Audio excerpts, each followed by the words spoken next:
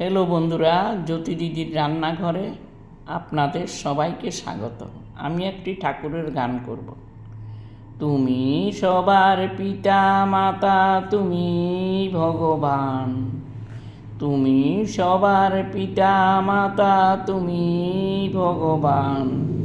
তোমার মতো কে আছে আর এই দয়াবান?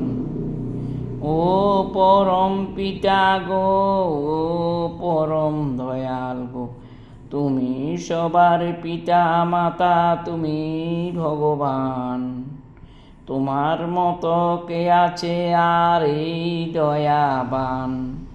ও পরম পিতা গো, ও পরম দয়াল গো, তুমি সবার পিতা মাতা, তুমি ভগবান। তুমি সবার পিতা মাতা, তুমি ভগবান।